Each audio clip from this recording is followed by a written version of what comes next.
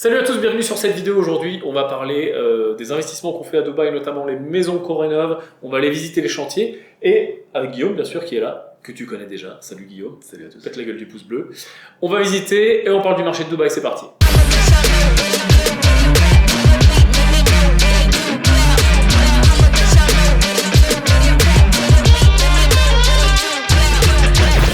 Ça va ? D'accord. Ouais. C'est bien parce que je l'ai déjà filmé celle-là. Pour les connaisseurs de YouTube, ils se rappellent. Ça a avancé. Même ça, là, ils ont tout pété, là. Ouais. Ça a déjà bien bougé, hein. En fait, le mec qui a vendu, je sais pas, c'était un divorce, un truc un peu compliqué. Même les fondations étaient pas bonnes, il a fallu les refaire. Il y avait des extensions qui étaient fissurées, etc. Il a fallu les démolir pour les reconstruire. Et tout était cloisonné, pas joli, et là, tout est ouvert.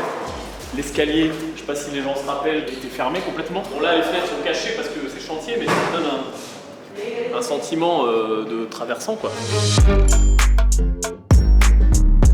Celle-là, ça va être livré d'ici un mois et demi.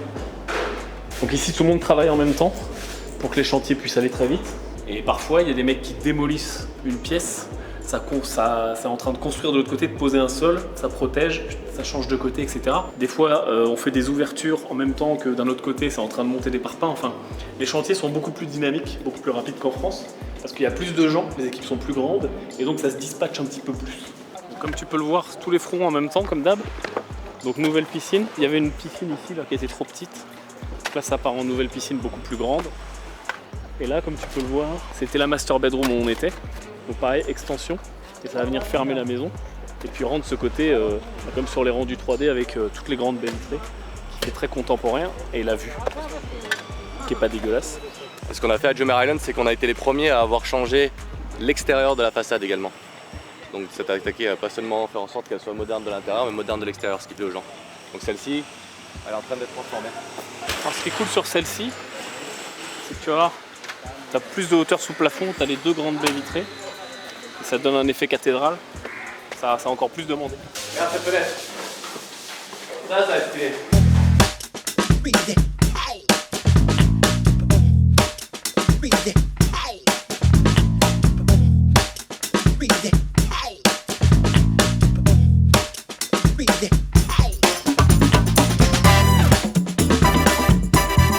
La maison d'à côté, c'est un parfait exemple de ce qu'était la maison avant.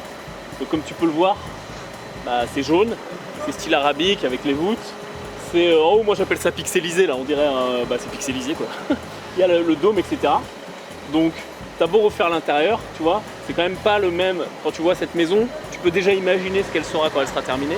C'est moderne, c'est blanc, les ouvertures ont été agrandies, c'est plus pixelisé, c'est bien carré, on est sur un style qui est complètement moderne, avec des grandes baies vitrées, c'est exactement ce que cherchent les gens. Les gens ils cherchent de l'intérieur, du joli bien sûr, du rénové, du beau, du fonctionnel, lumineux, plus grandes ouvertures, et à l'extérieur pareil, parce que tu t'arrêtes pas à l'intérieur d'une maison. Et le jardin, alors voilà, pour l'instant le jardin, bon voilà, mais c'est pareil. Quand tu rentres chez toi, il faut penser à tout. Les ouvertures, comment tu vas garer ta voiture, comment tu vas faire demi-tour, où est-ce que tu vas avoir de l'ombre avec la végétation, etc. C'est vraiment ce full package qu'on apporte et qui fait que ça fonctionne bien. C'est bien de visiter à pied. Troisième maison, on traverse la rue. Première, deuxième, troisième, c'est là-bas.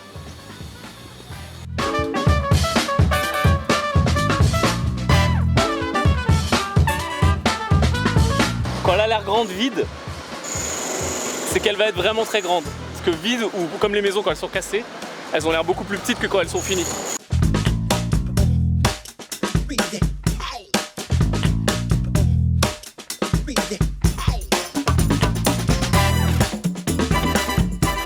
Donc là, ce qu'on va faire, c'est qu'on va rajouter une extension devant.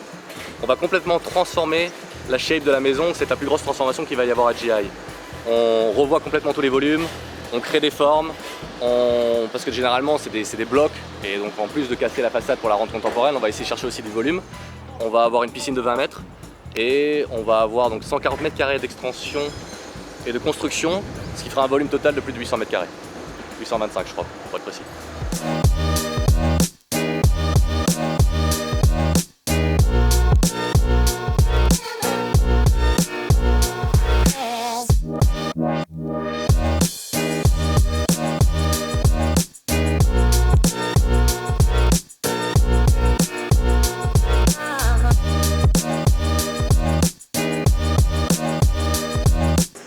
Donc ici on est sur la Miami House 2 et la particularité de cette maison c'est que c'est exactement la même que la Miami House 1 qui a lancé la mode justement du concept Miami House qui vient à la base de les gens qui ont nommé la maison comme ça.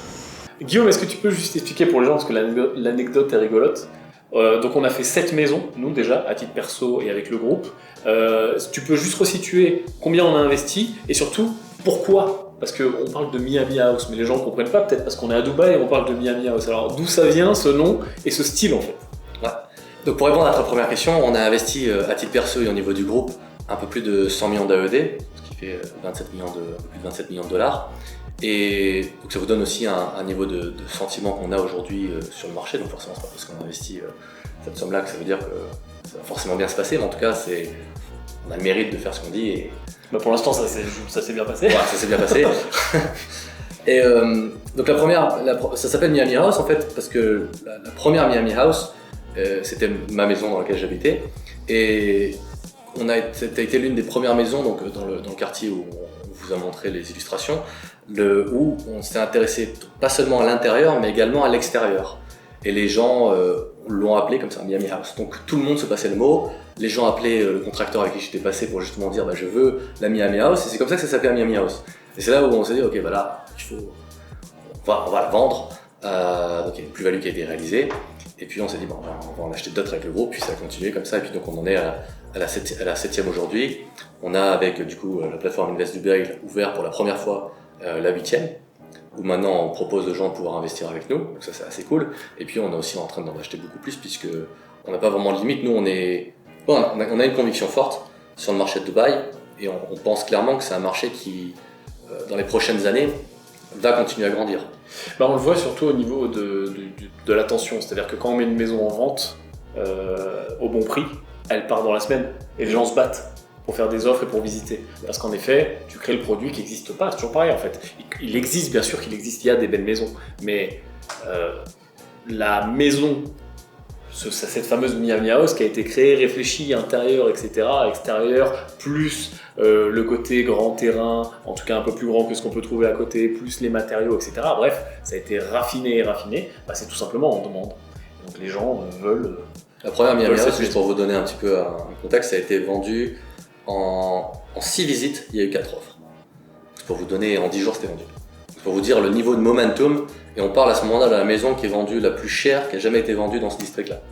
Où les agents immobiliers ne pensaient pas qu'on allait la vendre à ce prix-là, etc. Pourquoi? Parce que, encore une fois, il y a l'offre et la demande, il y a un bien d'exception qui arrive tout de suite sur le marché, il y a une énorme demande en face où les gens, forcément, dès que ça correspond à ils veulent une 4 chambres et que c'est le bon quartier, il y a la vue, etc., il y a tout qui match, il n'y a aucune raison qu'ils ne shootent pas. Voilà. Donc ça c'est un petit peu le schéma sur lequel on est aujourd'hui avec Dubaï. C'est d'ailleurs un très bon conseil, juste je rebondis. Pour tous les gens qui se posent la question, qu'est-ce que j'achète? Par exemple dans un immeuble, si je peux acheter qu'un seul appartement, ou quand je suis entre 2 quartiers. Par exemple, je vise 2 quartiers, et puis il y a des maisons dans les 2 quartiers. Où est-ce que je vais par rapport à mon budget? Et moi, ce que j'ai coutume de dire, c'est que c'est toujours bien de viser le mieux possible de l'endroit où je vais. Et si je peux pas l'atteindre, d'aller dans un endroit moins cher, mais d'aller chercher le mieux. Je prends l'exemple d'une tour. Ici, il y a beaucoup de tours avec des appartements. Dans une tour, il y a des étages qui sont différents, il y a des expositions qui sont différents, il y a des layouts, il y a des distributions d'appartements qui sont différentes. Mais il y a toujours un appartement, un étage, une vue que les gens préfèrent. Faut aller là-dessus. Et si on n'a pas le budget, il vaut mieux aller dans une tour moins chère, mais toujours sur le meilleur, le top 5-10% des appartements. Pareil pour les maisons. On va dans un quartier où on peut acheter, si on peut acheter le top 5-10% des maisons que les gens préfèrent, ou alors si on n'a pas assez d'argent, il ne faut pas acheter le bottom en fait, il ne faut pas acheter les maisons les plus nulles dans un quartier un peu mieux. Il vaut mieux aller dans le quartier un peu moins bien, mais d'avoir toujours le meilleur. Pourquoi? Parce que c'est toujours pareil en fait. Quand tu as un budget, tu es acheteur, tu veux toujours viser un peu mieux, et tu es toujours prêt à mettre un petit peu plus cher. Donc tu t'intéresses déjà, tes acheteurs vont être des gens avec un petit peu plus d'argent, un petit peu le haut du panier, et puis il y aura plus de concurrence, parce que les gens c'est toujours pareil, ils préfèrent acheter le top de la tour, le top du quartier, la meilleure distribution, la meilleure exposition, plutôt que personne n'a envie de downsizer, personne n'a envie d'être pris à la gorge, etc.